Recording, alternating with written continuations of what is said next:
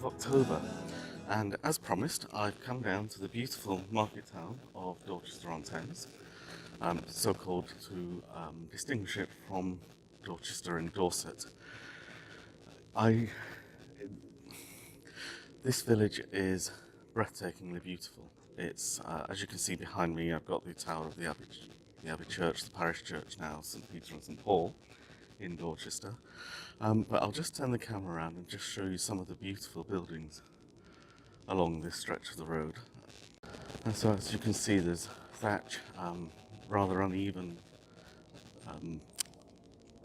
horizontal lines showing the medieval origin of many of these buildings. The George Hotel across the road, which is clearly a coaching inn with a passageway through the back, what I would call Ginnel, but obviously the mews would be behind there where the horses would be stabled and carriages would be parked at night time. And on this side of the road we have some beautiful, what look like Tudor buildings, and then moving along into the Georgian construction, which is very similar in style to the brick alley, long almshouses in Abingdon. I'll just walk up a little bit so you can see a little bit more of this beautiful roadway. The patterning on the upper windows in particular is very reminiscent of that style, which was very popular in this area at the end of the 18th century.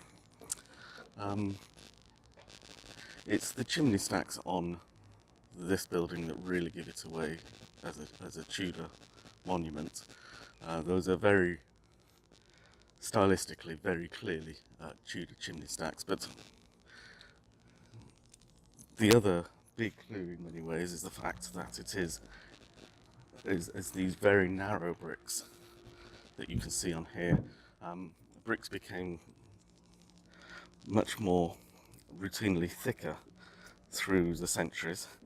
The construction of houses before the Tudor time was either stone for the very wealthy, or would be a mixture of either wattle and daub style or indeed cob style building, where a wall would be gradually built up through horizontal layers of clay and straw that were baked in the sun and left to dry, and then the next layer would be added on top. And as long as the saying is, as long as the head and the toes are kept dry, a cob wall will stand for forever. And indeed, in Dorset, where the other Dorchester is, many of the buildings are cob buildings, and it's probable that there are a few elements of some of these buildings which are still cob. But we'll go now into the grounds of the Abbey, and as you can see, in 1538, when the monastery attached to this church was dissolved by Henry VIII,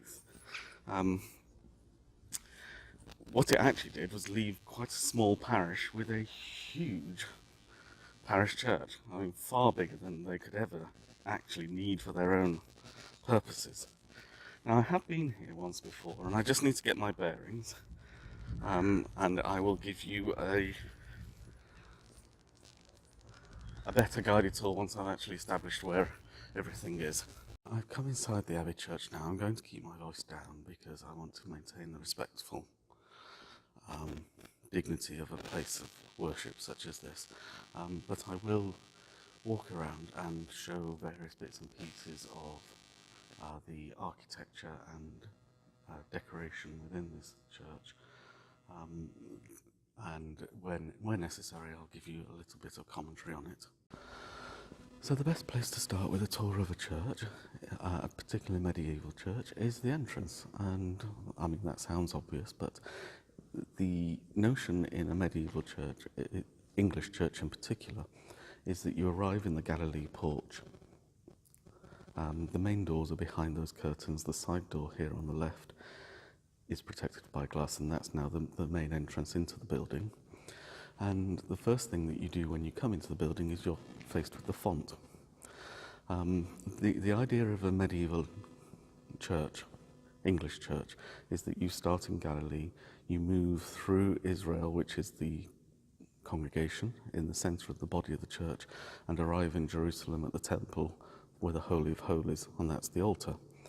But obviously only the initiated are entitled to take part in the mysteries, and so the font in which every Christian is baptized is placed right at the beginning of the building as the centerpiece that greets you as you come in, to indicate that only the initiated may be taking part in the mysteries. This appears to be decorated with the 12 apostles around the outside. I don't know anything of its origin, but it's a very attractive font on a stone pedestal beneath with medieval floor tiles. Actually, these are not medieval, these will probably be 18th century floor tiles around. But over on the side, we have one of the side altars. It was quite common in churches with lots of monks and priests to have numerous altars for each of them to celebrate the mysteries every day, often simultaneously. The wall decorations here, when we look around medieval churches, we see this beautiful austere whitewash, lime wash that's on all the walls, and the pillars are all bare stone, and it's austere and it's simple and it's beautiful. It is absolutely not how medieval churches looked. Every medieval church would be covered in paintings and murals like this, which would be teaching Christian Bible stories, and for a pre-literate society, as the medieval world was, largely pictographs and stories laid out in picture form were the only way of educating, well, that and preaching were the only ways of educating people about their faith. Interestingly, that looks like it's a towel cross, as is the decoration down here. Modern crucifixes tend to have a much taller headpiece above Christ's head, but the towel cross is based on the letter T in the Greek alphabet, and is considered to probably be more historically accurate. There is no purpose to the top of a cross. It would be superfluous to requirements for the execution method. One thing you can see, though, is the richly decorated tiled floor. This is a medieval floor, and the trefoil decoration, which is as you can see, there are a series of 3 leaves on the centerpieces, but also these kind of 3 balls stuck together around the outside. These were symbols of the Trinity, Father, Son, and Holy Spirit, being 3 distinct persons, but making up one united Godhead. And so every opportunity was taken to express this mystery using decoration and architecture. This capital has obviously been recovered and placed at this lower height, because the capitals would normally be at the top of columns. As the name would suggest, it is the head of a column rather than the bottom. Beautiful carvings, obviously weather worn down, so I'm guessing this possibly comes even from outside the church. So we're walking into the main body of the church now, and it's a beautiful east window up ahead. The benches in a church are also a modern invention. Before really the 18th century, there would be no seating in the main body of the church. People would come in, they'd mill around, they'd talk to each other, the services would be going on, and at the important bits, bells would ring and people would pay attention. Although obviously there would be the more pious people who would be actually engaging with the service rather than merely being present during the service. But with the rise of a more literate religious idea, post-Reformation and counter-Reformation in the Catholic Church as well, people wanted to hear their priests and their pastors expound on the scriptures rather than merely read them to them. And so services became much longer. People would come back to the church on a Sunday afternoon after the morning services and sit for 3 hours and listen to a lecture. And this was, in a way, a kind of public education, but it was also a public entertainment rather, but it was also educational, and it really strengthened people's understanding of their faith quite significantly. So the churches began to introduce first box pews, which would be covered, and so would only be uncovered if you actually attended the service. And if you didn't attend the service and your pew wasn't uncovered, then you were fined by the state, right the way through until the end of the 19th century, really. That could happen, although in most places it stopped at the end of the 18th century. I am only talking about England here. And we have some side chapels, and again, the altar is always at the east end of the side chapels.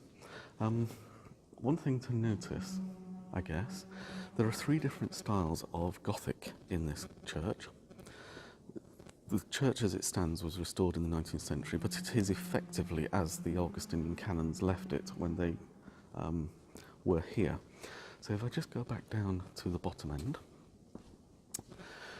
what you have with these windows in the north transept here is, I'll just see if I can hold the camera up, is a good example of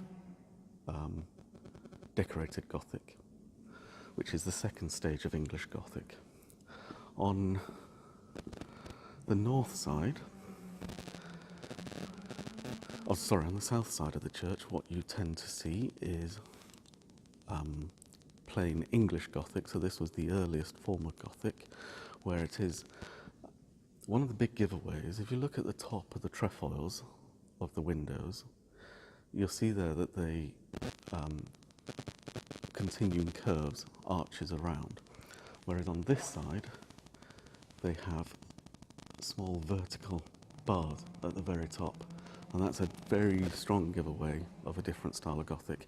And then the third style of Gothic is these beautiful columns all the way through the church, which are very much of the perpendicular Gothic period, so that was the third Gothic period. But right at the very end, in the chancel itself, you still have the decorated archways and the beautiful hammer and beam roof timbers above, although they will be much more modern. They're obviously in the same style.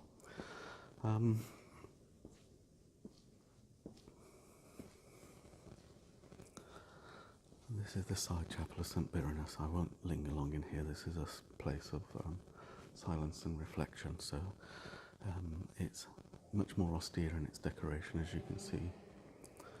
And again, the doorway indicates the early English style of Gothic, which is unfussy and plain.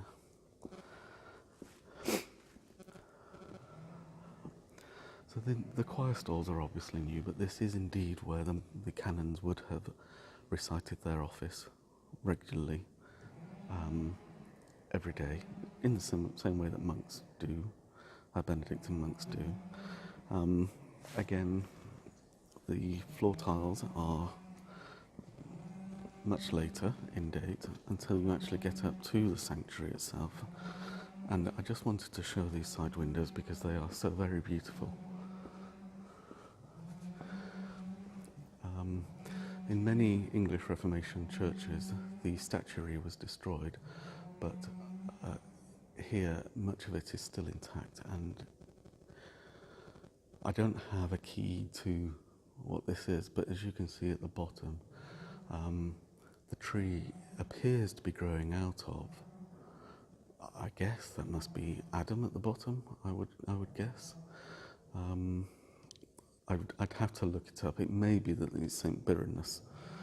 So I think possibly it would help if I were to talk about St. Birinus. In 634 AD, Pope Honorius I sent St. Birinus to Wessex to convert the heathen Saxons to Christianity. And St. Birinus came to Dorchester and made it his capital, as it were, from where he set out to... in those days, the conversion that was necessary was the conversion of the ruler rather than the people individually, because the religion that the ruler adopted was then adopted as a matter of policy by the people. And so in order for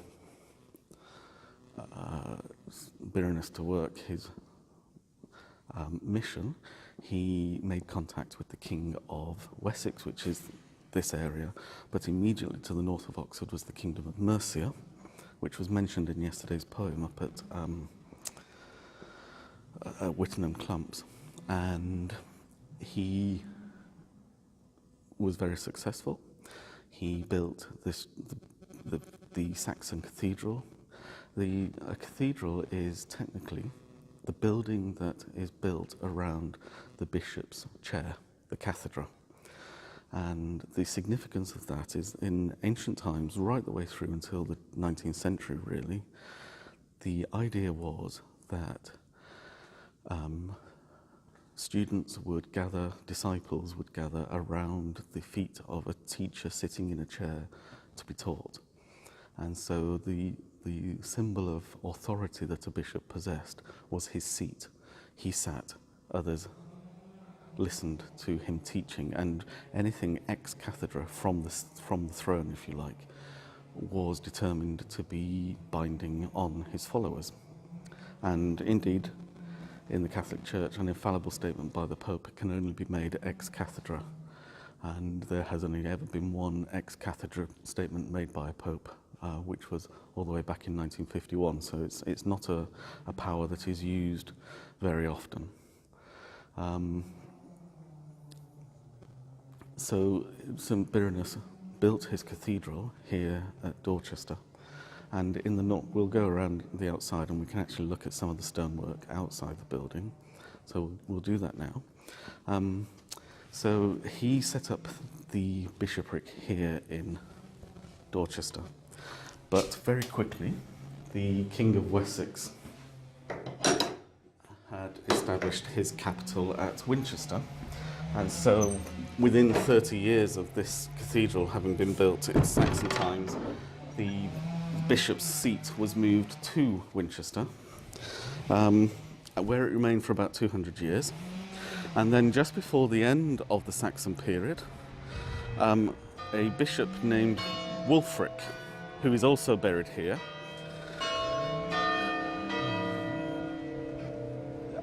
re-established the Diocese of Dorchester, because the Archbishop of Canterbury at the time was also illegally the Bishop of Winchester and had been excommunicated by the Pope for holding two diocesan sees at the same time.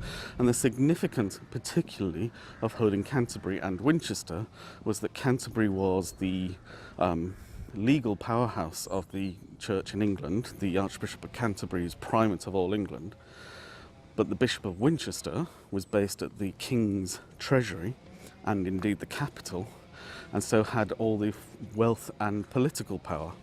And for one bishop to hold all the ecclesiastical and political and financial power at the same time was considered to be not particularly healthy, shall we say.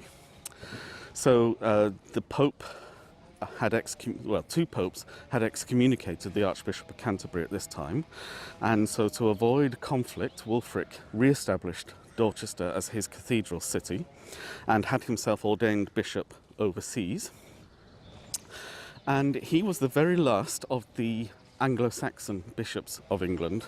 He died in 1067, and of course in 1066 William the Conqueror conquered England, defeated Harold at the Battle of Hastings, and one of his first acts was to wipe out a form of, not quite ethnic cleansing, but a form of cultural cleansing. He wiped out the Anglo-Saxon culture. He replaced all of the Anglo-Saxon bishops with Norman counterparts. All of the great Anglo-Saxon saints like Winfrid, Wilfrid, Sigebert, Oswald, Edgar, all of those, and Edmund and Osmond, all disappeared from the calendar and from boys' names, and names like Robert and Stephen and William and Henry and the other one I can't remember, Richard, became the major saints of the English, and that has continued through to this day. We don't have people called Wulstan and Wulfric and Sigebert and Ethelstan, and even names like Alfred and Wilfred, which did linger, are not common names for the English, even though they are more English than the Norman names that most people have. And Gerard, I mean, my name is very much a Norman name. So it was a destruction of Anglo-Saxon culture and civilization. The saints' days were removed from the calendar, the bishops were removed, the earls were replaced. So there was one of the, I know this is going off the subject, and I'll come back to Dorchester Abbey in a moment, but one of the interesting things about the Norman conquest was that it was only the top layer of society that was replaced. So all the Anglo-Saxon lords and bishops disappeared. And one of the ways in which this is evident is that in English, the words for the animals that we get our food from are Anglo-Saxon in origin. So swine, cow, sheep are all Anglo-Saxon words, but the word for the meat or deer, the word for the meat that is produced, bœuf, mouton, venison, are very much Norman French, because it was the Anglo-Saxon peasants who worked out in the fields, but it was the Norman lords who actually ate the produce. It's just an interesting linguistic insight into what happened in 1066 and thereafter. So coming back to the Abbey, I will just turn the camera around. I'm now standing on the north side of the Abbey, and most of this is Norman and high medieval building, but in the lower ranges some archaeological research has been done, and a number of the courses at this lower part on the northern transept side of the Abbey Church are actually Anglo-Saxon masonry, which is incredibly rare in England. The Anglo-Saxons mostly built in wood. If they built at all in stone, it tended to just be the foundational lower courses, and then wooden buildings were placed on top. There are one or two traces of Anglo-Saxon stone buildings, but they are very, very rare indeed. And then we come to this lovely, well, it's a lean-to in many respects, but you can see it up on the main part of the wall that on this side of the church, this would be the early Norman stonework. It's very irregular, smaller pieces of stone are used, but as we move towards the tower, it becomes much more medieval Gothic, although curiously you can see in the north face of the tower traces of the Norman Romanesque style building. The archway above these two windows is more of a Roman style arch rather than the perpendicular pointed arch that you get elsewhere. And in fact, as you look up the building, so if you look at the door, that is a much more, that will be decorated Gothic, but the window next to it is much more, well, the window space is much more Romanesque. And indeed, as is the second window halfway up the tower, but then the top window is again back to English Gothic. So you have a peculiar mix of architectural styles, but it's no surprise that the bottom part of the tower has the older style of decoration, and as you go up the tower it becomes much more modern. So I think, you know, it's all makes sense. And then we have this lovely Tudor building, and again we know it's Tudor because the herringbone brick style is very much a Tudor decoration style. I'll see if I can get, there we are, you can see the herringbone style of the brickwork in the building. I mean, most people think that the wooden vertical and horizontal beams indicate mock Tudor, as it were, and that's a modern building style that is very popular in places like this. It's that kind of chocolate box building style, but in fact it's more the brickwork that gives this away as broadly Tudor. But as you can see, the front of the building is much older and is stone. And again, you can see different qualities of stonework in various parts. For example, you have this modern brick window, but right next to it is an earlier medieval window, but that's very much in the decorated Gothic style.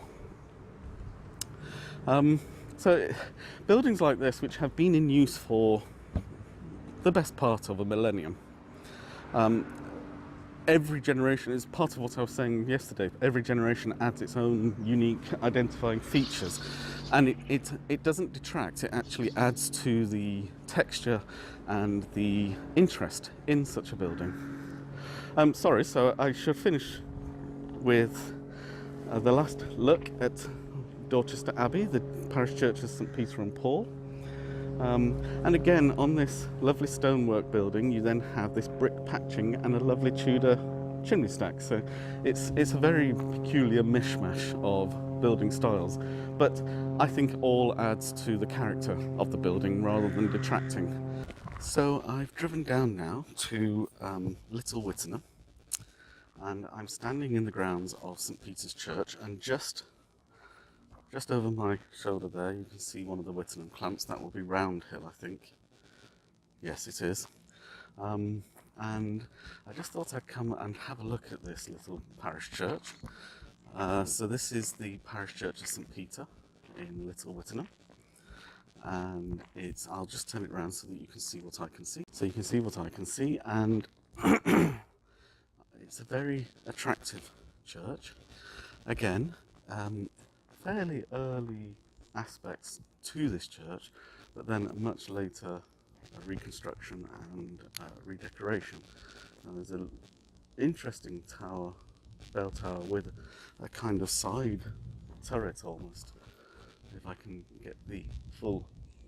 It's unusual to see this construction on the side of bell towers. They tend to be just single blocks. And again, as you can see, the house next door, which would presumably be related to the manor, has the lovely herringbone brickwork construction. So it's a very peaceful location. I'll just see if the church is open and whether we can go inside. Unusually, above the door is the Star of David. I say unusual, what you tend to find there is not so much stars as a tympanum of Christ entering Jerusalem, or a Holy Rood with Christ on the cross with Mary and John standing next to him. So it's quite unusual to see such a plain decoration, really. I'll just see if the church is open. So we're inside the church, and I'm standing in the bell tower, and I thought it might be the addition to the side of the tower is actually the staircase going up. And we have this beautiful Elizabethan statuary for, I think it says Sir William Dunch and his wife. It's in Latin, so it's very difficult to say. You can see that he's dressed in armour. He's described as equity, which would be a knight in Latin, a horse rider, and the beautiful little detail at the bottom, the 7 children praying at their tomb. And we have even earlier medieval brass here, as you can tell by the costume, and then further, again, it looks possibly late medieval, early Tudor, and it's such a beautiful parish church. It really is. There's a calmness in these churches which is always very satisfying. The sense of solidity, of monumental permanence, despite the fact that additions are made and restructuring happens and rejigging of seating depending on the latest liturgical norms and all that kind of thing. So this is the chancel, which is the business end of the church, if you like, with quite an attractive, I would guess, 19th century stained glass window.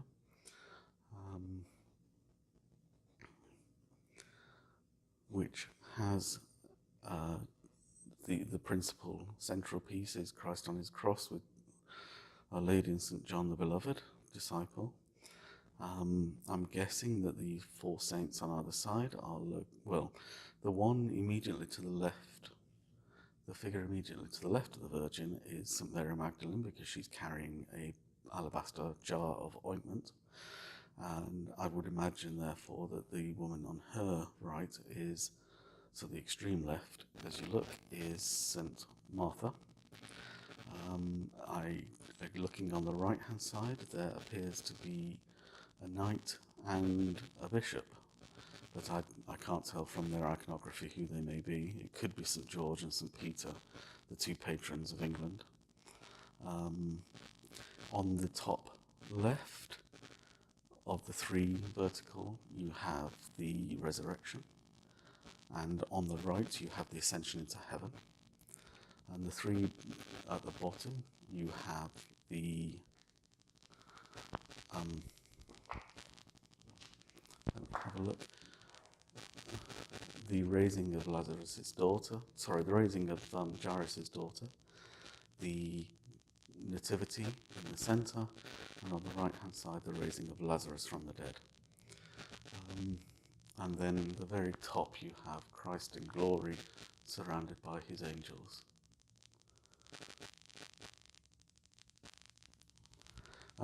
The decoration on the altar frontal is the crossed keys.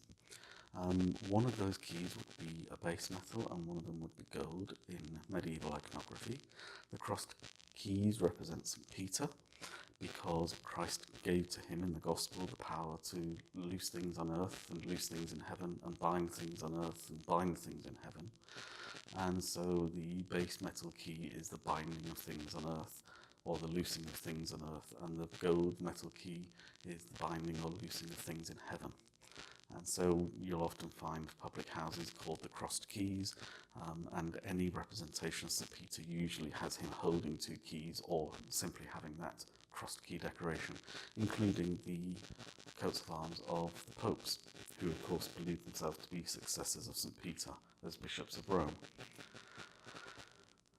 So I hope you've enjoyed this little visit down to the village church of St. Peter in Little Wittenham, and I've got one more place to show you now, and we'll just walk around there. It's only a couple of minutes walk away.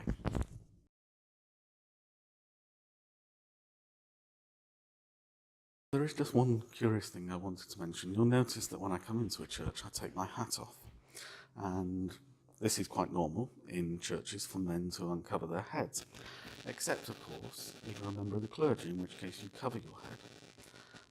So clergy will often wear the zucchetto, which is the kind of skull cap that is familiar from Jewish men who go to pray at synagogue will wear a skull cap.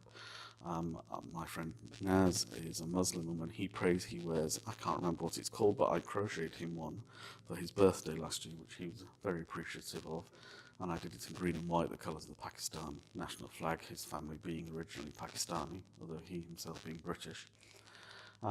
It's a curious thing that in churches lay women cover their heads traditionally, usually wearing a mantilla, a lace scarf, and men uncover their heads unless they're members of the clergy. And as a monk, I would normally, as an alternative to a zucchetto and a beretta, which is the kind of four-pointed or three-pointed square cap that priests would wear, my hood stood in place for both of those items. So it's an odd thing that when I was a monk I'd cover my head in the church, and as a layman I uncover my head in church. And I think this speaks to one of the issues of our day, in fact, and maybe I'll go outside to discuss this, but one of the issues of our day, of course, is the wearing of the niqab and the burqa for Muslim women. And this excites a lot of controversy from both secularists and from religionists, in fact. And I don't want to weigh in on it. I think, as with my item about women working or staying at home and raising families, I think there are choices that people are entitled to make for themselves. And I would just add to that I have never seen the Queen without something on her head, be it a scarf or a hat or a tiara. And my mother, whenever she leaves the house, will always put a headscarf on. I've never seen her go into a church without a headscarf on. So it may not be the full niqab or the full burqa, but I don't understand why people have such an issue with such matters. But that's just my two pennies worth. Take it or leave it. Discuss or not as the mood suits you. So I've just got one more location to show you now, so I'll just rejoin you in a moment. So I've come down to Days Lock, which, as you can see, is a pound lock up downstream from Abingdon Lock and Cullum Lock. The significance of Dorchester in many ways is also that it is the confluence of the River Tame and the River Thames. And indeed, I mentioned earlier in this series that, rather pretentiously, the river through Oxford is known as the Isis. I was being slightly unfair. The tradition is that the river is known as the Isis north of Dorchester, because the Thames proper starts where the Isis meets the Tame River, Thame, and it becomes Thames, as we now have it. However, it has to be said, only in Oxford is the river known as the Isis now, and that's where I was only being slightly unfair about it being pretentious. Now, the reason I've come down to Days Lock is because of this bridge behind me. Many of you will be familiar with the stories of Winnie the Pooh, certainly from the Disney films, but possibly even from A.A. Milne's actual books on Winnie the Pooh. And there is a game in Winnie the Pooh called Pooh Sticks, where the participants in the game select sticks of equal size and length and stand on the upstream side of a bridge, drop the sticks into the water, and then look over the downstream side of the bridge, and the stick that appears first is the winner. Well, Days Lock is the location of the World Championships of Pooh Sticks. It's a tongue-in-cheek World Championships, as you can imagine. It's not meant to be taken seriously at all, but it is held in aid of the Royal National Lifeboat Institution, which is one of my charities, in fact, and has been ever since my parents have always been supporters of the RNLI. And the RNLI is a non-professional emergency service.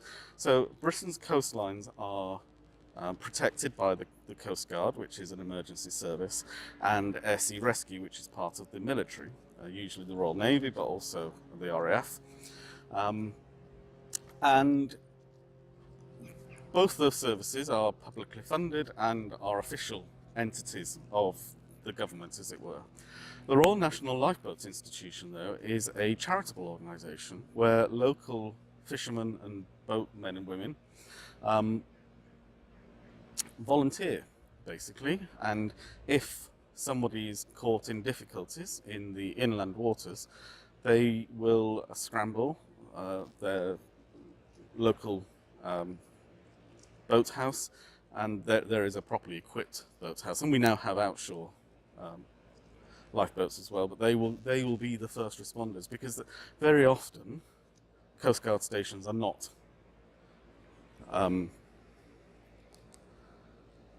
in every location, so it can take a while for the Coast Guard to actually reach a scene, whereas the lifeboats there tend to be dotted in between the Coast Guard stations, so they can get to an endangered vessel quicker. But it's an admirable voluntary service, and one that has saved countless thousands of lives over the 200 or so years that it's been operating. And they are the principal beneficiaries of the World Pooh Sticks Championships that are held here at Days Lock. So I just thought I would finish off with something pleasant like that for you. So I hope you've enjoyed today's little tour of Dorchester Abbey and St. Peter's in Little Whittenham, and I look forward to speaking to you all again tomorrow. And I will be recording my main podcast probably later today when I get back. I've got a couple of other things I need to do, so it may not be recorded until tomorrow, but there will be an episode this week. So I will look forward to speaking to you all again then, for those of you who tune into the main event, as it were. But for now, I'll just take you up onto the bridge, and I have, it's not a stick, it's an ear of corn. Sorry, ear of wheat, not an ear of corn. But I will just turn the camera around, and I will hold on to the camera with my hand because I don't trust the stick, and we will walk onto the top of the bridge and drop our poo stick down. There it goes under the bridge.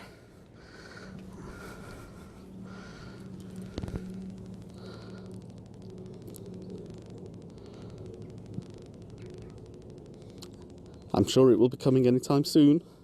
It's not a fast flowing river, but there is enough of a current to make it interesting.